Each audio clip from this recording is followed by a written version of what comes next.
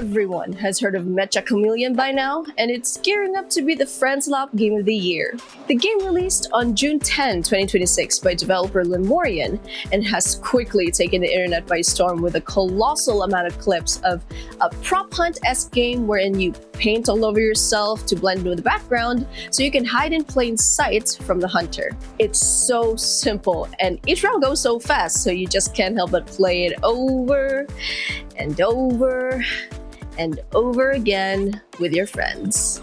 I was excited to try this game because of all the clips online, but there were a couple of issues in the beginning.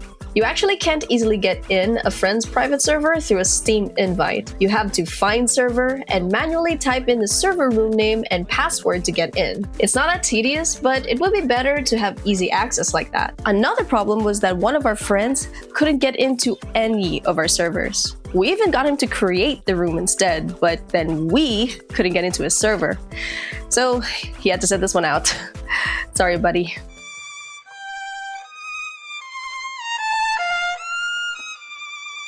Lemorion, that's probably something that you want to patch for others experiencing that as well. But eventually, we got to start the game. It was exciting. I like how there are 3 different modes right off the bat: basic, double, and infection. We didn't try double because only 5 people were playing, so we only went with basic and infection.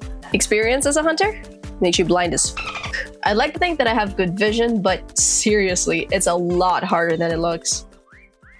Yo, Carpent is the master of this game, man. Insane.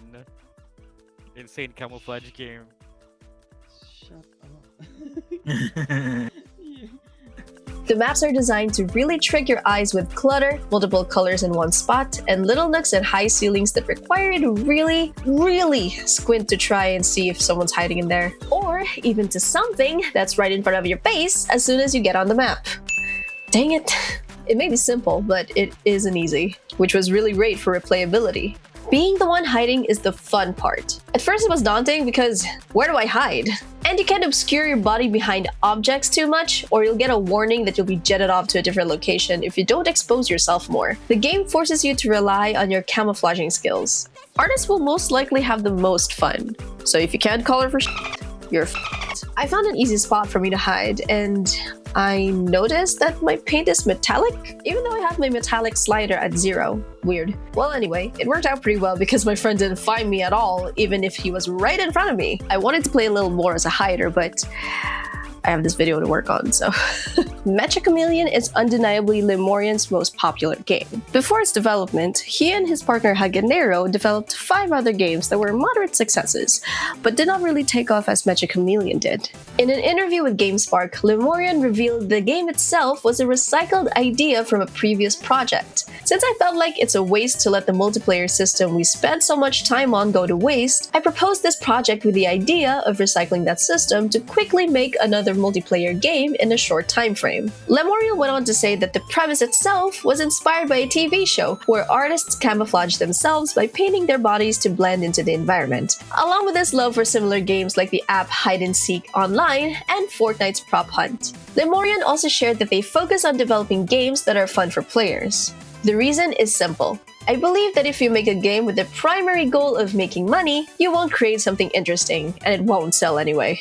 A simple answer, yet very insightful. And it worked out well for them since Meccha Chameleon sold 2 million copies in just 5 days. And by weeks, it sold 7 million copies. The developer credited social media diffusion from their playtest for the game's popularity. During the playtest phase, we brought together players from many different countries and gave everyone total freedom to post on social media. Content creators in turn shared gameplay across YouTube, TikTok, Instagram, X that put many eyes on the game before it even launched. Many have since continued sharing footage, keeping the momentum going for Meccha Chameleon. Love it or hate it, social media has its moments. It has created many opportunities for creators like Lemorion to have a platform to share their work.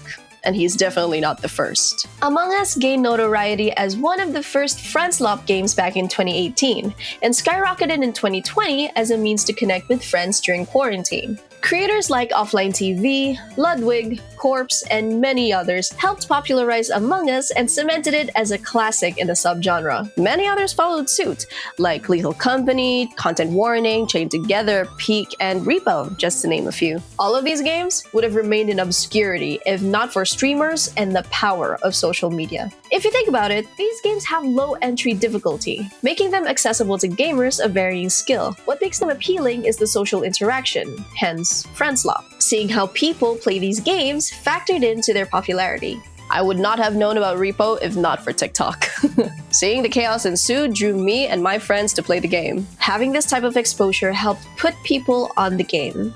As it stands, Meccha Chameleon has sold 7 million copies with no signs of slowing down. But not to burst everyone's bubble, it inevitably will. We've seen great games slowly die out for many reasons. Be it lack of content, halting updates, and who knows what else.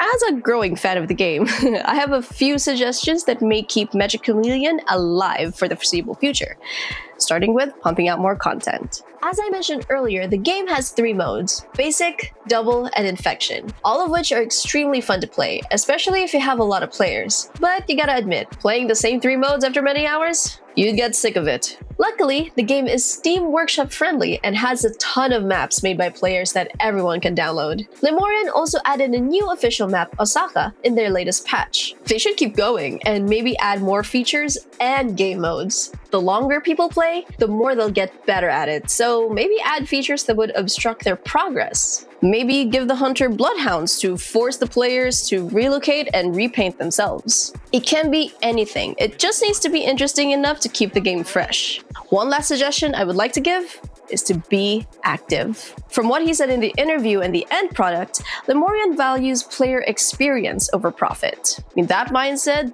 birthed this very fun game that everyone loves. Take Repo for example. Semiwork is very active in community engagement both on Discord and YouTube. They share dev diaries that break down their content, and although it's been a while since I got to play Repo, because, you know, life, I always see how active they are on Discord. They continue to engage with their audience and hear them out to help build a game that everyone would enjoy. This is the same reason why Meccha Chameleon grew the way that it did. They didn't restrict their players from giving their honest opinions, heard them out, and improved their game. With their current trajectory, Meccha Chameleon looks like it can be an even bigger success than it is right now. Let's just hope that Lemorion doesn't stop pumping out content and fixes anytime soon. But it looks like they're doing a fantastic job handling all of this so far. And that's all we have for you this week. This has been Pat, and I'll see you all next week.